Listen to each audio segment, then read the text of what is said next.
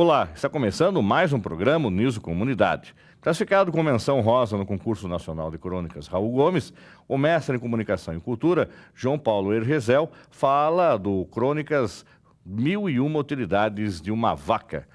João Paulo, muito obrigado pela sua presença. Como de praxe, a gente conhece um pouco mais o nosso entrevistado. Você já esteve até conosco aqui em outras oportunidades, mas há bastante tempo, foi em 2010. E agora a gente queria conversar um pouco com você. Você é um jovem professor, mestre em comunicação, já doutorando. Vamos falar um pouquinho dessa sua trajetória. Como é que você descobriu as letras na sua vida? É um pouco engraçado, como eu costumo contar sempre, que quando eu era adolescente eu queria ser dentista, né? E até que eu percebi que não é porque eu gostava da minha dentista, de como ela me atendia, que isso estava no meu sangue. Então eu acabei trocando a língua do corpo humano pela língua portuguesa. E fui para a área de letras, me encontrei na área de letras, né? Eu entrei na faculdade com 17 anos, terminei com 20, focado sempre em literatura, linguística, gramática, estilística. E assim que eu terminei a graduação eu percebi que estava faltando algo em mim, né? Que eu precisava dar uma continuidade nisso. Foi quando eu resolvi prestar o processo seletivo aqui para o mestrado em comunicação, aqui da Uniso. Fui aprovado, consegui a bolsa da CAPES e com um projeto sobre webséries, que são as séries para a internet, né, veiculadas exclusivamente na internet. Acabei gostando muito da área de comunicação, que eu ainda não tinha, digamos assim, um parâmetro muito amplo dessa área, era mais focado na linguística mesmo, na literatura. Então conheci novas teorias, novos autores, novas pesquisas. Foi bastante enriquecedor, tanto que assim que eu terminei o mestrado, eu resolvi prestar o processo seletivo para o doutorado, mais para ter uma noção de como seria, né? Aí prestei lá na Anhembi Morumbi e, para minha surpresa, acabei sendo aprovado. Então, teve uma seleção bastante rigorosa, acabei passando por todas as etapas, tanto que eram 10 vagas, só 9 foram aprovados. Eu acabei aprovado com 100% de bolsa institucional e agora iniciei minha pesquisa lá sobre televisão, com foco no SBT.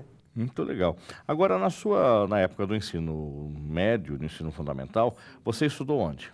Eu estudei sempre em escola pública, lá na cidade de Alumínio, onde eu moro até hoje. Mas você tinha uma identificação com o professor de português também? Eu gostava muito das aulas de redação, né? Os professores sempre elogiavam meus textos, isso acabava me motivando a escrever. E como é que você se inspirava? Porque é uma discussão tremenda hoje, a gente estimular as pessoas a fazer leitura, né? Porque essa geração de redes sociais, então os textos sucintos, curtos, muitas vezes de péssima qualidade, mas faz com que as pessoas não tenham mais o hábito de ler um livro, de ler um jornal, tá? E como é que você era estimulado ou veio de você, é de família, como é que nasceu isso? Eu acho que nasceu em casa, né? Meu pai sempre gostou de ler, minha mãe também sempre foi fã de literatura, então desde criança eu já tinha acesso a livros mesmo, já gostava de rabiscar alguma coisa. Na escola também, as professoras já do ensino fundamental 1, lá da primeiro, segundo ano, elas já incentivavam também a leitura, levavam livros de sala de aula, e eu sempre fui me encantando, né? Primeiro com as ilustrações, depois com as palavras, com a história, com o conteúdo, com forma, e aí acabei pegando gosto pela literatura, né? Pela escrita. Tanto que o primeiro prêmio literário meu foi aos 8 anos, em maio de 2001, lá em Alumínio mesmo, num concurso estudantil que eles fizeram nas escolas no município, acabei pegando lá o primeiro lugar em poesia na época. Tá, daí você viu que era esse o caminho. Gostei da coisa. Tá bom, muito legal. E aí você vem fazer a graduação em letras, aliás, graduação não, você vem fazer aí o curso de letras na Uniso, a licenciatura, e como é que foi o curso para você? O que você curtiu do curso de letras? Eu acho que desde o primeiro... Você fez letras português? Português e inglês. Português e inglês. Duas inglês. línguas. Mas desde o primeiro pé na universidade até a colação de grau foi tudo muito divertido, né? Não tem um momento específico. O momento durou 3 anos. As peças teatrais que a gente apresentava, os seminários, as leituras, até os puxões de orelha que a gente recebia dos professores por não saber direito a fazer análise sintática. Agora, graças a Deus, já domino bem essa área. Mas, assim, cada momento, cada instante na universidade, lá dos professores, dos amigos, foi especial para mim. E tem que estudar muito, João Paulo, porque, veja, o português parece ser uma língua fácil, mas ela é extremamente complexa perante outras línguas. Isso é nítido quando a gente percebe conjugação verbal, quando a gente vai fazer uma análise como você disse, de conjunção. Você continua estudando? Precisa estudar junto? Muito. Você consegue hoje pegar um texto e falar, puxa, estou na dúvida aqui, deixa eu olhar o que é. Ainda acontece. Por mais assim que eu tenha uma ampla experiência na questão gramatical mesmo, na análise sintática, às vezes acontece realmente, principalmente análise de conversação, que as palavras, digamos, não estão numa ordem direta, né, e sim são meio que jogadas, ocorre realmente a dúvida, então é sempre preciso estar atualizado, leitura de gramáticas, de livros relacionados. Principalmente eu que agora estou na área de comunicação, também é importante continuar pesquisando a linguagem, porque linguagem e comunicação estão, de certa forma, umbilicadas, né? Então, eu acredito que o estudo não pode parar para quem é da área de letras e de comunicação. Aí, no mestrado, você estudou especificamente o quê? As webséries. O que são as webséries? Você até falou no começo do programa. Sim, elas são como as séries de televisão mesmo, só que em vez de serem produzidas pela televisão e veiculadas na televisão, elas são produzidas com foco para a internet. Então, qual que é o veículo delas? Sites como o YouTube, né, ou até mesmo Netflix, que produz algumas séries, né? Então, são séries produzidas para a internet para o pessoal assistir no computador, num tablet. Então, o meu foco foi esse daí, como se caracterizava a mudança de estilo, realmente, de um conteúdo audiovisual caracterizado na televisão e depois para o computador. Quem que foi o orientador seu? Foi a professora Miriam Cristina Carlos Silva. Agora, na hora que você faz análise disso, esses programas são nacionais ou internacionais? Eu optei por ficar na websérie brasileira. Então, a minha websérie principal foi uma websérie de Florianópolis, Crises Inúteis de um Relacionamento Qualquer. Eu acabei analisando outras também, como Cápsula, que é aqui de São Paulo, uma produtora aqui de São Paulo. Analisei A Vida de Mel, que também é dessa de Florianópolis. Então, assim, várias tiveram passagem por mim, mas o foco central foi numa de Florianópolis, e sempre brasileira. E qual conclusão você chegou na hora da análise dessas séries? O estilo de linguagem, vocabulário, público que assiste? O público é focado mais na questão do jovem mesmo, 15 a 25 anos, que é o público que mais acessa a internet, né? A questão de enquadramento, posicionamento de câmera, ele não é tão, digamos assim, em plano geral, né? Um plano muito aberto como é nas séries de televisão. Ele já foca mais em primeiro plano, plano conjunto, os planos mais fechados, até por questão de investimento, né? Então, efeitos especiais não vai conter efeitos especiais. A questão da linguagem ela é um pouco mais solta, né? O roteiro ele tem uma certa versatilidade, a narrativa ela pode mudar de acordo com a interação do público. Então, são pequenas coisas que na televisão a gente acaba não vendo, que a gente acaba vendo na série para a internet. Não sei se você discutiu isso, mas eu acho que o telespectador que está nos vendo, que é uma TV a cabo, ou está também nos acompanhando pelo YouTube, tem certeza que tem como referência, que é uma geração, a minha geração, que estou indo para os 50 anos, é a geração do broadcast televisão. A Rede Globo como referência da produção de telenovelas, teledramaturgia, enfim. De repente, quando você faz uma análise de um material desse, de uma websérie para a internet, como é que esse telespectador percebe? Ele curte, ele tem paciência, ele gosta, ou ele usa como referência a Globo e, consequentemente, ele cria um impacto negativo já? Eu acredito que não. Olha, eu não cheguei a discutir o aspecto relação idade, público-alvo, recepção, né? Mas eu fiz o teste em casa. Meus pais assistiram as webséries junto comigo, até mesmo porque eu acho que na época de mestrado a gente fica tão, assim, apaixonado pela pesquisa que a gente quer mostrar para todo mundo, né? Então eu acabava mostrando as webséries para os meus pais, eles curtiam bastante, né? Eles acabavam gostando. Eu acredito que é um impacto diferente mesmo, mas mostra aí uma certa... não vou dizer evolução, mas uma transformação. Tem que quebrar os paradigmas naquele padrão convencional. E é também uma transformação na forma de fazer audiovisual, né? Porque agora qualquer um com um celular ou uma câmera de bolso mesmo consegue fazer uma websérie.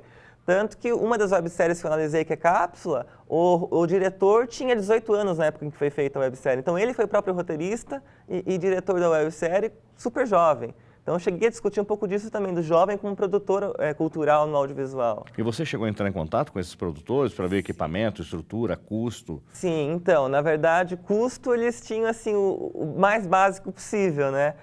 Com esse aí, com o Thales Cabral, que foi o diretor da Cápsula, ele chegou a comentar comigo que eles tinham 0 de custo. Então, foi assim, a vaquinha reunida ali do grupo que estava com vontade de fazer websérie. Ele era do curso de se não me engano, roteirização, alguma coisa assim para cinema. E aí a galera do curso se uniu e com o dinheiro do próprio bolso alugaram um espaço, emprestaram câmeras à universidade para poder fazer essa websérie. Já de Florianópolis, ela também não conta com patrocinador, é mais assim realmente pelo amor, pela paixão a fazer a arte. Então os atores acabam não sendo remunerados, o diretor ele acaba não tendo como principal trabalho a produção de webséries, é tudo com financiamento zero realmente, né? É tudo assim nas horas vagas que é feito, porque não dá para se manter com websérie ainda no Brasil. Por outro lado, agora você está indo para o doutorado, você começou quando? Eu comecei agora no mês de março, esse mês. Esse mês. Você está indo para o doutorado e aí no doutorado você pretende discutir aí os estilos, características da produção de programas do SBT. Sim. O que especificamente você quer hoje pensar, discutir no doutorado? Então, que te incomoda, como a gente usa até esse termo incomodar, que é uma questão da pesquisa acadêmica, né? Qual é o seu problema com esse assunto? Sim. Então, uma coisa que eu até discuti entre os professores lá, né, que eles até comentam comigo, é como é que pode, num país em que a Globo é a toda poderosa, né, é a emissora ali que tem o grande porte, é o verdadeiro parque industrial da teledramaturgia e dos programas, como que outras emissoras conseguem se manter diante disso? E como que o SBT consegue sustentar a vice-liderança, né, perante esse momento, com aqueles programas meio amalucados, né, meio divertidos demais, alegres demais, sem um roteiro fixo, uma estrutura fixa realmente de condução ali de audiovisual. Então, o que meu questionamento principal, né, o que me causa inquietação, é procurar saber qual é esse estilo da SBT, como se consolida essa arte de ser espontâneo e, ao mesmo tempo, cativar um público. Quem é SBTista, né, os fãs do SBT, dizem que o SBT não tem telespectadores, que tem fãs. Então, assim, chega até a ser incrível. Uma Record, por exemplo, vai fazer o lançamento de um programa, a estreia de um programa, a audiência da Globo tende a baixar para a da Record aumentar, mas a do SBT vai continuar estagnada. Porque parece que o público do SBT respeita a emissora, tal como a emissora respeita os telespectadores. É digamos assim, um diálogo divertido que acontece ali entre público e televisão. Eles usam até como jogo a TV mais feliz do Brasil. Exatamente. Né? Agora, você pretende também estudar algum programa específico ou você vai fazer uma análise da emissora como um todo? Então, a minha intenção, quando eu entrei, era avaliar apenas programas de auditório. Eliana, Domingo Legal, programa Silvio Santos.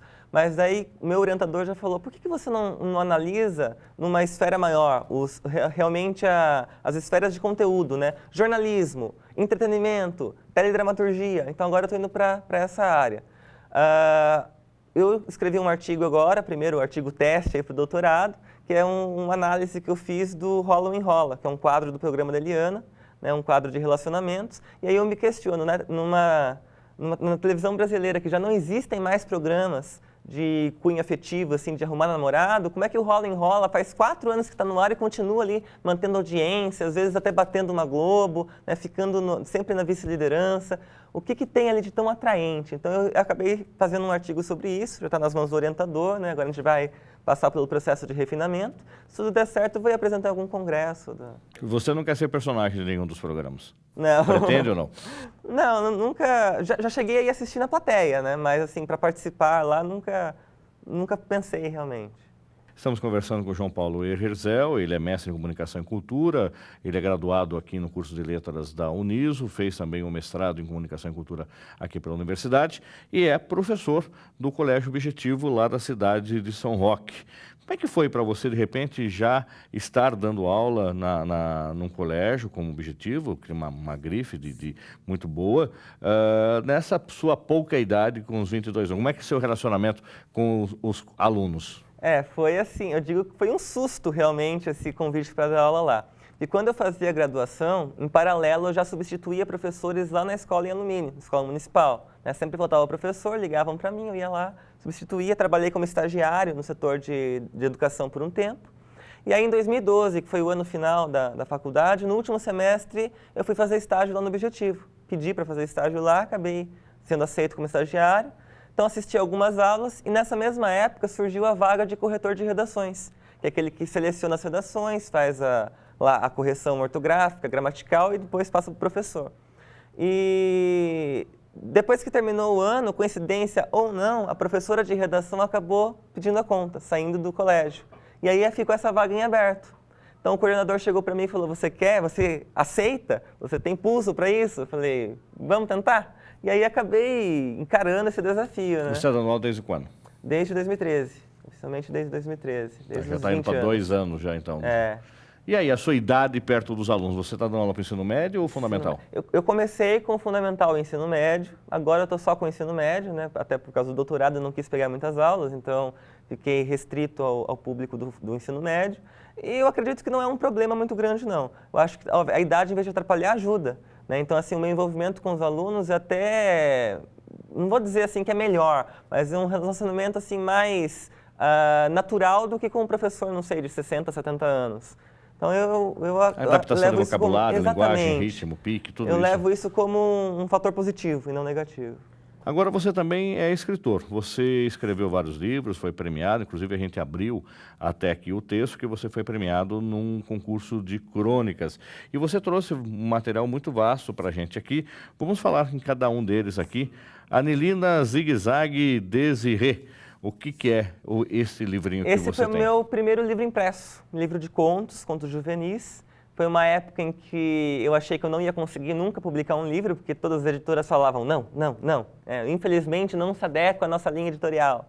E aí eu encontrei a editora Patuá, que era uma microeditora, né, uma editora de pequeno porte, que estava começando em 2011, e eles estavam selecionando autores da novíssima literatura brasileira, como eles chamam, né, para compor o acervo deles. Foi quando eu entrei em contato, apresentei alguns contos, eles se interessaram e falaram, olha, nós vamos publicar seu livro. Então, não paguei nada por isso, eles fizeram eles que arcaram com todas as despesas de produção, né, revisão, diagramação, impressão, e eu só realmente tive o prazer de ter o meu livro publicado. E esse livro hoje está disponível em livrarias? Está disponível na Livraria Cultura e no site da editora Patuá. E você hoje tem uma remuneração das vendas desse livro, é isso?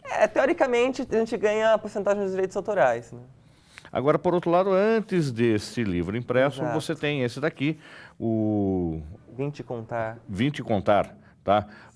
Esse aí que ele trouxe impresso para a gente aqui, mas ele é um livro digital. Exatamente. Esse daí é uma história até engraçada, que eu negligencio esse livro, né? Eu sempre falo, não, eu não publiquei esse livro, porque eu tinha 15 anos na época, eu escrevia para blogs literários, para páginas literárias, Recanto das Letras e Orkut mesmo, e essa editora Virtual Libre, que também era nova, estava começando, tinha a ideia de inovar no mercado literário brasileiro, né? Tendo oferecimento de livros digitais, que não era uma coisa muito comum em 2008 ainda. Eles chegaram para mim e falaram, você quer publicar o livro com a gente? Eu falei, vou ter custo? Eles falaram assim, não, não, tudo por nossa conta. Eu falei, tudo bem, né? E aí eles selecionaram alguns contos que eu tinha publicados. Hoje eu já não me identifico mais com esses contos, né? Já houve uma alteração de estilo, uma consolidação do meu estilo próprio, né? Mas eles publicaram, a editora ficou acho que um ano e meio no ar, depois ela decretou falência, até porque não conseguiu se adaptar realmente ao mercado editorial. Mas eu tenho aí o livro, então, por mais que eu me omita, né, diga, não publiquei, mas existiu. Ele existe. Na sequência, qual deles que aconteceu? Esse daqui depois que a gente falou, Anelina. Isso. Depois veio esse daqui. Que é um gato caolho do rabo comprido. Isso. Tá? E do que trata esse livro aqui? Então, esse livro, na verdade, ele foi um aglomerado de contos que eu desenvolvi numa oficina de criação literária do Desafio dos Escritores, que chamava, lá da Câmara dos Deputados de Brasília. Era uma oficina online, então a cada semana eles davam um tema e a gente tinha que escrever sobre esse tema. E como o gênero em que eu estava inscrito era contos de fada, os temas eles estavam sempre presos aos contos de fada. Então o que eu fiz? Criei um personagem chamado Gato Caolho do Rabo Comprido, ele era um gato de rua e ele entrava nos contos de fada tradicionais para contar a visão que ele tinha sobre os contos de fada. Então eu acabava criando uma distorção sobre esses contos, né? Então o patinho feio, na verdade, era um patinho muito bonito que acabou se tornando feio. A história da Caixinhos Dourados, na verdade, não era Caixinhos Três Ursos, era o urso e as três caixinhos. Então eu acabava modificando um pouco as histórias. E aí esse livro, esse aglomerado de contos, né, essa coletânea, me rendeu o prêmio de primeiro lugar lá no Desafio dos Escritores, na modalidade infantil, né, como escritor infantil. E eu resolvi publicar em e-book. deixei em e-book online e fiz essa versão impressa justamente para eu ter realmente um livro físico em mãos. Mas está online para quem quiser acessar gratuitamente, não paga nada. Qual é o endereço? É lá pelo Camaleão, né? Eu não sei exatamente. Mas se entrar no site da Jogo de Palavras, você vai encontrar, jogodepalavras.com. Muito bem. Então, você pode ter acesso a esse livro também do João Paulo. E aí, você escreve Estilística Cibernética. Exato. Aí um livro já mais parrudo aqui, tá? O que é esse livro, do que se trata? Esse livro é a transformação do meu TCC em livro. Quando eu terminei a faculdade em 2012, meu orientador, professor Luiz Fernando Gomes, chegou para mim e falou, você vai transformar isso em livro, né? Eu disse, mas imagina, um TCC, né? Não, você vai transformar em livro sim porque está muito bom. E aí eu acabei fazendo contato com algumas editoras, inclusive a editora Penalux, enviei o original e eles falaram, não, realmente é um trabalho que vale a pena ser publicado, nós trabalhamos com livro acadêmico sim, pelo selo Lustre, e nós temos interesse em publicar seu livro. Então a gente fez pelo regime de parceria. Eles publicavam, eu não gastava nada com isso, em compensação o dinheiro das vendas ia para a editora. E foi um livro então que eu tenho, meu primeiro livro acadêmico, e de certa forma é um orgulho para mim, porque foi um livro TCC. técnico isso? Exatamente. Um livro acadêmico sobre a estilística realmente, né? Então a estilística é uma disciplina da língua portuguesa que estuda figuras de linguagem, vícios de linguagem, leis da estética, e eu analiso isso tudo no Facebook, como que o Facebook traz essa amálgama toda de recursos linguísticos. E ele é indicado para que público? Para o público, estudantes de letras, área de comunicação ou interessados realmente em língua portuguesa. Por outro lado, a gente até abriu dizendo a história da vaca, né? E aí é o fruto também desse livro.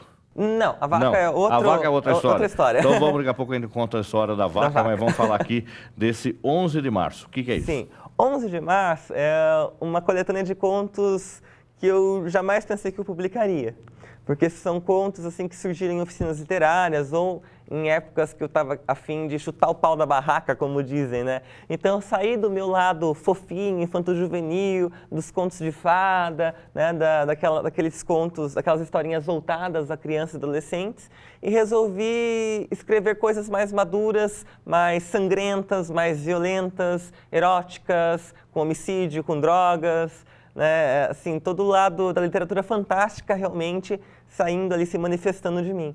E aí, depois que eu terminei o livro, ou melhor, terminei alguns contos, que eu reuni os contos, falei assim, será que eu transformo em livro? Aí eu mostrei para a editora Penalux, que foi a que tinha publicado o Estilística, né? Eles falaram, olha, foi o melhor livro que você já escreveu. Não sei se é, né? Mas até então é. Até então. E aí eu falei assim, então tá bom, vamos publicar, né? Mas assim, antes de oferecer o livro, eu sempre alerto as pessoas, olha, se você tem estômago fraco, se você é muito conservador, não leia. Tá, e aí a história da 1001 utilidades da vaca. Essa daí foi uma crônica, que ela acabou recebendo menção honrosa agora no concurso lá de Ponta Grossa, concurso de crônicas Raul Gomes. E foi uma crônica que surgiu por acaso de uma aula de redação, em que os alunos tinham que escrever, né, uma crônica com o tema Meu Ideal Seria Escrever. Esse era o tema da crônica, eles tinham que fazer alguma coisa. E eu gostei tanto desse tema que a apostila propôs, que eu falei, quer saber, eu vou escrever uma também. Aí eu fiz junto com os alunos, mostrei para eles, e o meu foco foi, meu ideal seria escrever literatura bovina, ou seja, literatura para as vacas. E nessa crônica eu faço uma sátira um pouco sobre como seria escrever literatura bovina, literatura para as vacas. Então eu pego um pouco de Crepúsculo, por exemplo, que tem lá os vampiro e lobisomem, eu falo do boi vampiro, do touro lobisomem. Ou se não do Harry Potter, eu falo que a vaca vai ser uma bruxa, né? Então eu acabo satirizando o fenômeno dos best-sellers da literatura mundial, trazendo isso de uma forma jocosa para uma literatura bovina, com os personagens bovinos realmente. Então nota-se aí que você lê muito. Qual é o caminho para ter uma leitura agradável, para estimular a leitura? Lá na escola você tenta, tenho certeza que faz isso, com seus amigos, com quem você conversa no Face, daqui a pouco você vai dar o seu endereço. Como é que você estimula a leitura? O que você recomenda para ler? O que você fala? Você pare o joio do trigo, olha, não leia isso, ou leia tudo. Eu acho que assim, é uma coisa que eu aprendi com a Miriam, minha orientadora de mestrado, né? Se você não vai ler nada, leia o que for. Se você for ficar sem ler, leia uma notícia de jornal, o rolo de papel higiênico, alguma coisa ali. De bula de remédio até revista científica, vale tudo. Exatamente, vale tudo, né? Aí o que eu costumo recomendar aos alunos para estimular esse hábito de ler, né? Contos de literatura fantástica, realmente, mas não focados no terror, e sim focados no humor. Inácio de Loyola Brandão faz muito bem isso, quando ele traz, por exemplo, um conto em que era proibido ter cadeiras justamente porque o governo não queria que ninguém tivesse cadeira em casa, né?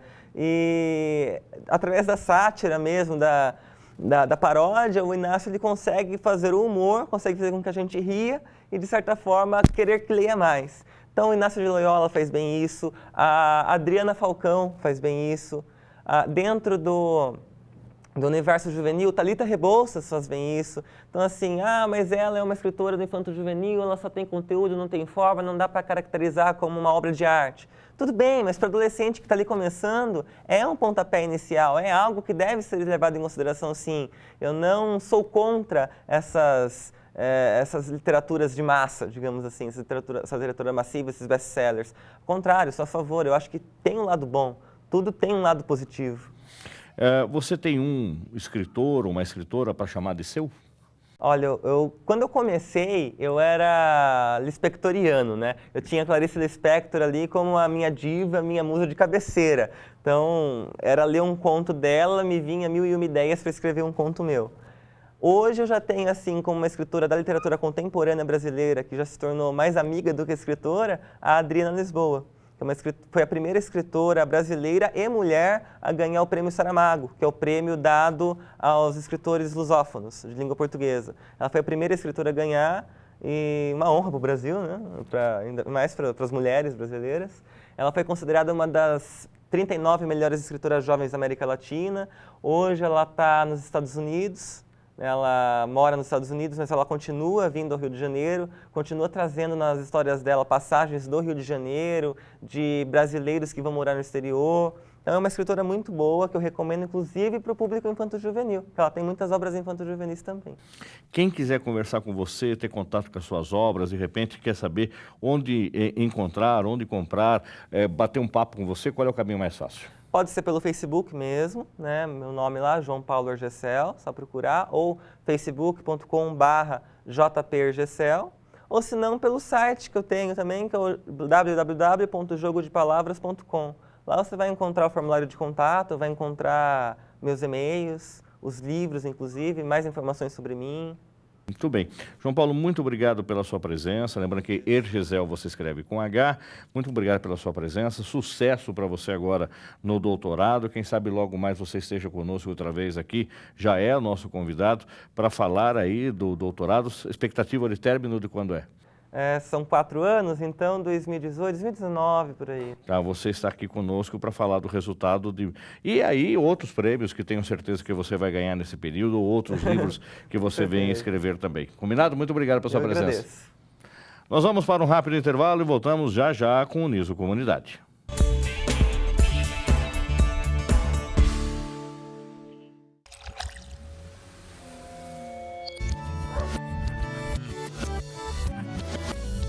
Mude o sentido das coisas, porque mais importante que ter a resposta é nunca parar de perguntar.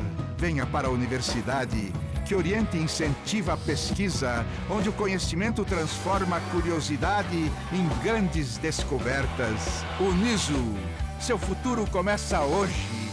Inscreva-se.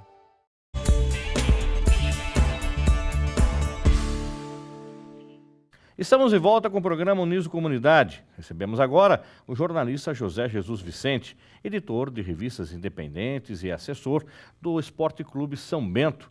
Ele foi aluno da primeira turma do curso de jornalismo da Uniso. Jesus, muito obrigado pela sua presença. Nós tivemos recentemente um programa especial onde o curso de jornalismo em publicidade e propaganda foi homenageado na Câmara Municipal de Sorocaba quando completou 20 anos do início das aulas da primeira turma. E lá estava você, um mocinho novo naquela época, que veio fazer o curso de jornalismo. Vamos relembrar um pouco, como de praxe no programa, conhecer um pouco do perfil do nosso entrevistado. Por que você veio fazer o curso de jornalismo na Uniso? Onde você estava antes e o que trouxe você a fazer o curso de jornalismo? Bom, não dá para falar de todos os lugares que eu estava antes, porque eu já não estava tão menininho como você falou, já tinha 30 anos, 31 anos quando eu entrei no jornalismo. Mas eu sou do Paraná, né? ultimamente eu estava em Foz do Iguaçu, depois que eu mudei para Sorocaba, e lá, quando moleque, 18, 19 anos, eu tinha já um querer em fazer jornalismo, e aí mudei para cá, não tinha na época, eu fiz letras primeiro, porque não tinha jornalismo, e em seguida, já com letras eu entrei no Cruzeiro, aí quando eu entrei no Cruzeiro do Sul, surgiu o jornalismo, e aí eu fui lá, prestei o vestibular, Passou, era até foi concorridíssimo. Fui o 10º colocado, eu falo que fui Maradona até. Foi bem. bastante concorrido, tinha 400 candidatos, 380, 400 candidatos. Aí passei e tive, né, o privilégio não só de ser da primeira turma, mas de conhecer você, tantos outros professores bacanas que Como é que era, de repente, você se relacionar com a idade que você tinha, com a sua experiência de vida, com a turminha dos 17, 18, 19 anos de idade? Eu acho que eu era um pouco mais moleque que eles, né? Sempre fui meio molecão, até hoje estou já com 52 e convivo muito bem com a molecada, né? Quando eu subi aqui a escada, eu senti um friozinho na barriga, assim, um local gostoso, né? E gosto de todas as idades, mas o jovem ele é mais motivador, né? Aí você trabalhou no Cruzeiro do Sul por quantos anos? 5 anos exatos. Quando eu completei 5 anos, eu achei que já tinha vencido o meu ciclo. Eu sou um camarada de muitos ciclos, né? E ciclos curtos, né? Eu mesmo, não sei, a minha natureza é essa. Aí eu completei 5 anos, curso completo, ainda solteiro na época, eu falei, não tem mais, eu quero fazer alguma outra coisa, né? E aí saí por sair mesmo, e logo depois eu fui para São Paulo, também fiz um ciclo lá em São Paulo. São Paulo você trabalhou onde? São Paulo, eu comecei como Diário Popular e terminei como Diário de São Paulo, né? Não foi eu que mudei, aí foi o jornal que mudou, né? Que virou Diário Popular para Diário de São Paulo. Eu trabalhei 2 anos lá. E aí chegou a ser correspondente, inclusive, da Rádio Cruzeiro, na época que eu estava lá. Você mandava matérias de lá, matérias policiais, é isso? Fizemos uma dupla lá de madrugada, 5, 6 horas da manhã, não me lembro. A gente fazia um contato telefônico e eu passava as informações da madrugada para você, né? Isso, você era o âncora aqui. Inclusive cobrimos o caso Pimenta, não foi? Foi. O caso Pimenta a gente cobriu. Pimenta Neves, que era o jornalista do Jornal de São Paulo, que assassinou a namorada na época, é isso? Isso. E o rádio, eu ainda não fiz rádio do jeito que eu gostaria, só fiz essas pontinhas em rádio. Quem sabe um dia eu faço rádio, porque hoje eu já estou numa outra fase. Saindo de São Paulo, você volta para Sorocaba? Não, saindo de Sorocaba eu fui para... De São Paulo? Saindo de São Paulo eu fui para Tapiraí, montar um bar, alguma coisa, e aí eu bebi, acho que mais... Bebeu o bar. Bebi o bar Isso e é praxe de jornalista, né? Você monta bar, bebe o bar... Bebe o bar e daí volta a ser jornalista novamente. Tá certo. E aí não deu certo eu acho sua empreitada. Não deu. Foram só 6 meses, o estoque era pequeno, aí não deu. E aí você vai ter que trabalhar outra vez. Aí eu voltei para Sorocaba e fui para fazer assessoria de imprensa, fui para o Sindicato dos Metalúrgicos, fiquei um tempo lá, o primeiro ciclo, que eu tive 2 ciclos nos metalúrgicos. E aí eu fui para um outro ciclo, que foi a empreitada do Bom Dia, o Deda me chamou, fui fazer parte também da primeira equipe, que montou o Bom Dia. Que montou o Bom Dia, tem essa alegria, né, de ter ajudado na construção do Bom Dia. Trabalhei por os exatos também 1000 números, participei de 1000 edições, foram 5 anos certinho no Cruzeiro, 1000 edições no Bom Dia. E sem contar que acabamos... Não citei o Diário, né? Eu comecei no Diário de Sorocaba, que é um jornal que eu tenho, um local que eu tenho um sentimento bastante grande de gratidão. Antes do Cruzeiro? Antes do Cruzeiro, eu dava aula em Itapiraí, eu queria para o jornalismo, aí eu arrumei um tempo, eu vim aqui de Itapiraí a Sorocaba para trabalhar no Diário. Fiz a campanha cobrir a campanha de 92. Pelo Diário. Aí, depois disso tudo, desse ciclo também no Bom Dia, você volta para o sindicato? Aí tive um outro ciclo de 3 anos exatos no sindicato dos metalúrgicos. E agora eu estou no ciclo autônomo. Aí, inclusive, você, até para falar com Jesus, conversar com ele tem lá no Facebook, é Repórter Autônomo. Repórter Autônomo. Tá. Pegou, tá legal, tá? Repórter Autônomo. E aí, nesse projeto Repórter Autônomo, você hoje está produzindo revistas independentes, vamos chamar assim, é isso?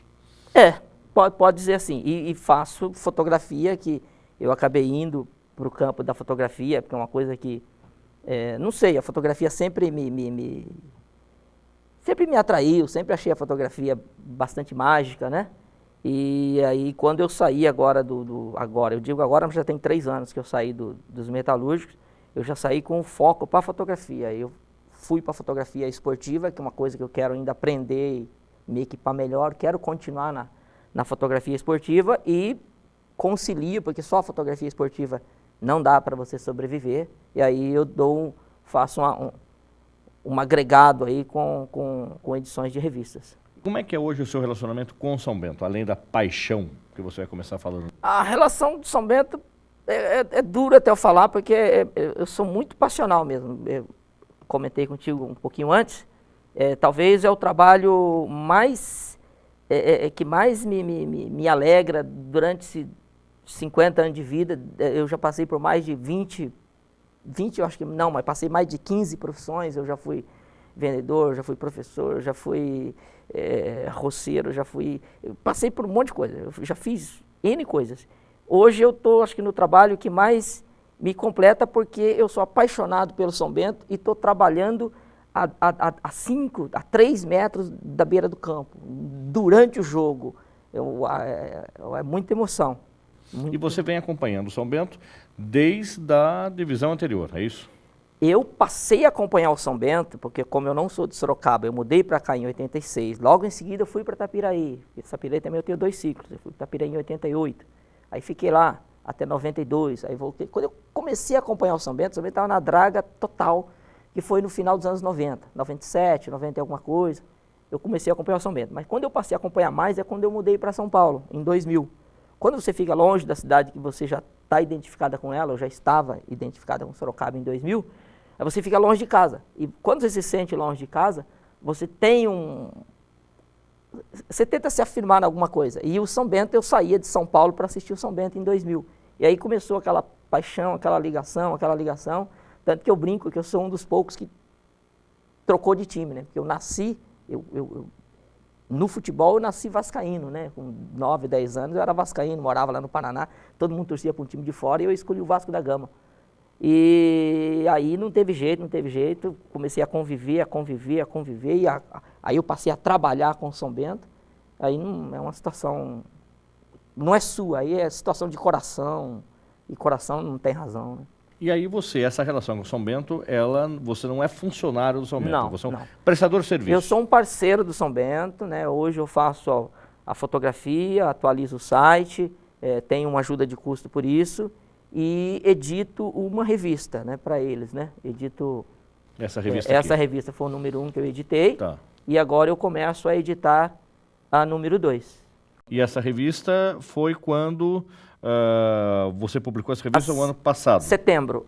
Ela conta o acesso jogo por jogo, porque eu acompanhei a 2, né, a campanha do acesso, eu fui em todos os jogos, eu não fiquei um jogo sem cobrir. E aí eu tinha o material, tinha as informações e o material fotográfico. E levei a proposta para eles, eles acharam interessante.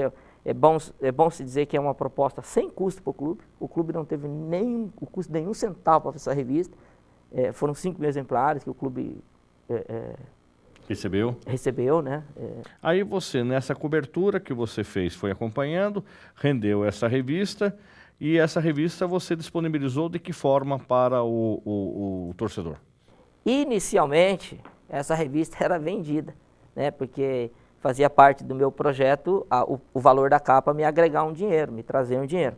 Mas eu descobri que revista vendida não é muito legal, pelo menos para mim não foi. E aí ela passou, eu vendi alguns números, mas aí eu passei a distribuir, aí eu entrego onde eu levo. Agora eu estou acompanhando a A1, né, a série A1 de São Bento, vou nos estádios por aí, levo um saco de revista, entrego para o pessoal da federação, entrego para os diretores dos outros clubes, faço uma divulgação de São Bento. E onde eu saio de manhã, eu sempre saio com 10, 15 revistas na mochila, encontro um amigo, encontro isso aqui, e vou distribuindo. E foi distribuída nas bancas, E deu o retorno financeiro para você com relação à venda de anúncios também. A venda de anúncios, me agregou, não o valor que eu esperava, mas me deu um dinheiro. Para quem é autônomo, para quem se dispõe a viver autônomo, qualquer qualquer moeda que vai chegando, você vai ter que ir recolhendo ela para você fazer fechar o seu o fim de mês. Por outro lado, aí você também vai para Itapiraí. Qual é o seu envolvimento com Itapiraí? Porque você tem um carinho grande por Itapiraí, você montou bar em Itapiraí, morou em Itapiraí, teve terreno em Itapiraí. Ainda tem um terreninho lá ainda. Como é que é ter Itapiraí na sua vida? Eu não sei, algumas coisas, professor, não tem assim uma explicação. Eu não consigo explicar muitas coisas. Como é que você foi parar em Itapiraí? Então, quando eu mudei para cá em 86... Eu mudei para cá em 86 porque eu tinha acabado o meu ciclo em Foz do Iguaçu de uma forma até não muito legal, né? Financeira, psicológica, etc. e tal. Eu vim para Sorocaba como aventureiro, né? Como fazer a minha nova aventura, o meu novo ciclo. Sozinho, sem família? Não. Eu e minha mãe e meu pai, que na época eu fui arrimo de família por muito tempo, né? E aí eu cheguei em 86... Eu vim com bagagem de lanchonete lá, eu trabalhava em lanchonete lá, era chapeiro de lanchonete, Foz do Iguaçu, fui garçom, chapeiro, trabalhava em lanchonete. E eu ia entrar aqui na CBA, estava tudo pronto, já tinha ido na CBA, posto o capacete, tudo, mas não podia estudar, eram 3 turnos, não tinha como estudar. E aí eu ia ganhar, vamos dizer assim, R$1.000 na CBA, eu abri mão e fui ganhar, vamos dizer, 700 numa lanchonete, porque a lanchonete me permitia estudar. Aí eu fui fazer letras. E nesse meio tempo aí, a lanchonete que eu trabalhava enfraqueceu, fechou, e eu fiquei sem emprego. Aqui em Sorocaba? Aqui em Sorocaba. E eu estava começando o 2º ano de letras. Aí eu cheguei e falei para o professor Vanucci, o Duarte, o Vanucci, eu falei, professor, eu vou ter que fechar o curso, tal, trancar o curso, porque eu estou sem emprego. Ele falou, por que você não vai dar aula? Eu nunca tinha ouvido aquilo. Por que você não vai dar aula? Eu falei, professor, mas eu fiz supletivo, eu tenho uma lacuna muito grande, eu fiquei 7 anos sem estudar. Eu entrei com 18 anos na 5ª série, e aí com 23 eu já estava na faculdade. Fiz tudo junto, fiz tudo supletivo. Né? E aí, ele falou, tem aula por aí e tal. Eu descobri que Itapiraí tinha aula. Aí eu fui e trabalhei lá 5 anos lecionando lá. Terminei a faculdade e tal, fiquei 5 anos lecionando. E aí... Itapiraí é mágico, Itapiraí é a cidadezinha pequena, todo mundo é irmão, a natureza, e é uma fase boa da vida, né? Juventude é uma fase, todas as fases são boas, mas você com 24, 23 para 28 anos é uma fase alta. Deslumbrante, aí dando aula, e local gostoso, muitos amigos. Aí eu tive uma relação com Itapiraí, é um local que... Eu acredito que eu queira, se um dia eu morrer, eu vou ser cremada, se não for muito caro, se tiver dinheiro para pagar aí eu quero que a minha cinza vá para lá, inclusive, não sei, tem uma coisa com Itapiraí. E aí você vai lá em Itapiraí e faz uma edição da revista Além das Cachoeiras, que foi, essa já é o número 2. Essa é a número 2, eu estabeleci essa revista no ano passado lá, é uma revista que celebra o aniversário da cidade, né?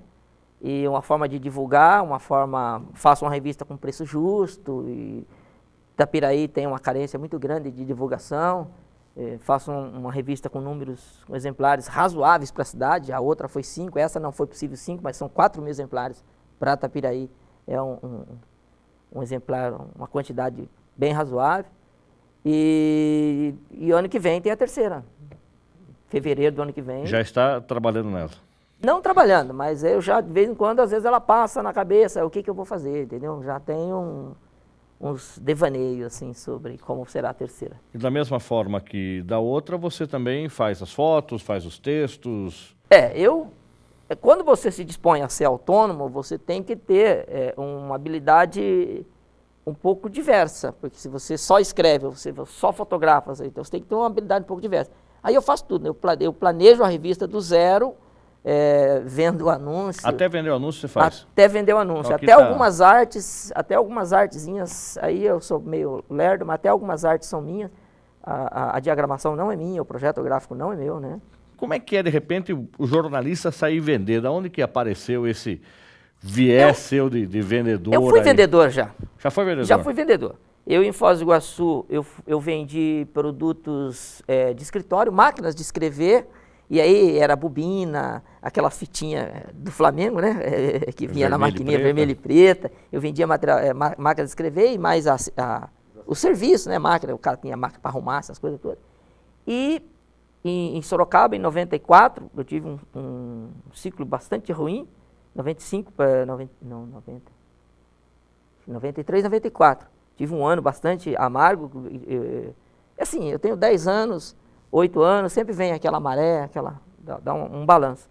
E aí eu fui vender cerveja, eu fiquei 6 meses vendendo Skin Cariol. Vendi cerveja em Votorantim e Salto de Pirapora. Eu era vendedor dessas duas praças de Skin Cariol. Chegava no bar, pegava o pedido? Chegava no bar, pegava o pedido, fazia amizade. Tenho alguns amigos até hoje que eu fiz amizade, como você, meu amigo de professor dos 20 anos, que a gente conhecia aqui. Tem alguns amigos de 20 e poucos anos, que fica tempo sem ver, mas conquistado na venda. E agora você está com mais um projeto, a revista da sua cidade ou a revista Sua Cidade em Revista. É isso? Isso aí é um projeto, ele está, na verdade eu não sei porque eu estou mostrando, porque é um embrião ainda. É um embrião, essa seria uma revista trimestral, e aí eu já tenho um parceiro com quem eu já conversei. Esse embrião vai ser agora gestado aí, ver se ele vai parir ou não. Não é ainda, é só um projeto. Mas bem inicial. Mas qual é a intenção desse tipo de publicação? Ela ser uma revista generalista, ela ser uma revista aí com um público específico? O que você está pretendendo? Então, até essas coisas ainda falta ter esse amarrio, né? Mas ela provavelmente, ela nascendo, ela vai ter uma cara mais generalista, ela pode ter uma capa política, ela pode ter uma capa de meio ambiente, mas é sempre num sentido, num tom bastante crítico, bastante apurado, vamos dizer assim. Não conteúdo dela. Um conteúdo bastante apurado, não é Não é uma revista só de anúncio também, como outras tantas aparecerem. Eu acho que essas coisas que só de anúncio, não dá. Não agrega o anúncio, nada, né? A revista tem que ter uma qualidade editorial, o cara tem que ler uma revista e sentir não é ficar folheando anúncio, né? Quem lê essa revista aqui, desculpa até a falta de modéstia, mas ele vai conhecer mesmo. Ele pode não ter visto nenhum jogo do São Bento, mas ele vai ver o apuro que a gente passou, a alegria que a gente teve, o sofrimento que a gente... a Batalha de Santo André mesmo, tem que ter coração para ter sobrevivido a nossa Batalha de Santo André. Foi ali que foi a decisão?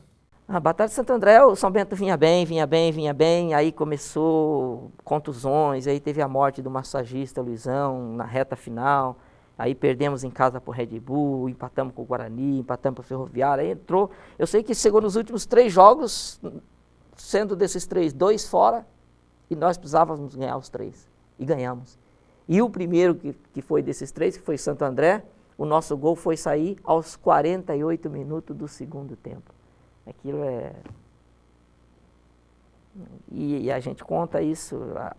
E hoje você, inclusive, como prestador de serviço do São Bento, como autônomo, que faz a cobertura dos eventos, tem, inclusive, publicado fotografias, até no Jornal Cruzeiro do Sul, publica material seu. Publica, é uma alegria, né? É uma alegria. Eu peço até desculpa para os fotógrafos, que eu não sou fotógrafo, eu tô, né? Mas está lá. Não, mas embora eu sou, porque sou repórter fotográfico, tenho carteira, tenho ARFOC, tenho tudo. Sim. Então eu sou. Nesse âmbito eu sou. Mas não sou um fotógrafo, né? Do dia a dia. Do dia a dia. Não tenho a habilidade que tem um Imid, que tem um Fábio Rogério, que tem um Aldo, que tem essa rapaziada aí, Pedrão e todos os amigos que eu tenho aí. Onde eu parei? Você estava lá no jogo, faz essa foto e manda para o Cruzeiro. Saí. É uma alegria você ver no outro dia. E já tem alguns amigos comentando, não, sua foto tá boa, sua foto é legal. No começo o meu medo é que eu errava muito foco. Aí eu cheguei no Luizinho um dia na beira do campo, falei, Luizinho, eu erro o foco. Ele falou assim, rapaz, é normal, futebol você vai errar o foco mesmo. Futebol não é parada, futebol não, você vai errar o foco. E aí teve um jogo que tinha lá 2, 3 fotógrafos e teve uma bicicleta. E eu peguei a bicicleta e os caras não pegaram. Eu falei, pô, então já tá bom, né? Aí teve um jogo agora contra o Ituano que foi a tempestade. Não sei se chegou a ver lá no meu Vi. Face, foi o meu batismo. Tempestade, arrebentou o guarda-chuva e tal. E, novamente, fiz uma foto muito legal, onde os outros que estavam lá não fizeram, porque eles acabaram correndo da chuva e não voltaram. Quantas fotos bate num jogo, normalmente? Eu bato pouco. O pessoal aí de fora, eu não sei, mas deve ter uns camaradas mais gabaritados. Pessoal, eu acredito que eles vão para mais de 1.000 e tantas fotos. Eu fecho cada tempo com 200 e poucas fotos. Tá de bom tamanho. É porque eu tenho uma limitação também. Como eu trabalho com uma tele 200 fixa, e a tele 200 para futebol não é lá essa distância, certo? Você trabalhar com a 400, você trabalhar. Então não adianta eu também ficar fazendo fotinho, não sei da onde, lá, porque depois eu vou cortar ela, o cara vai sumir. Então eu procuro gastar os meus tiros, né? Os meus tiros quando a jogada... E tem jogo também que é morno, né? Não adianta ficar fazendo fotinho do cara carregando a bola. A foto você tem que... Do futebol você tem que fazer quando a jogada vai acontecer geralmente com outro, né? Uma dividida.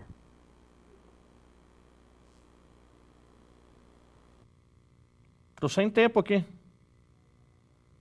Hã? Ué, mas não tem nada pra mim no TP. Não tem nada aqui, não tem nem encerramento, não tem nada. Tá tudo preto, por isso que eu parei.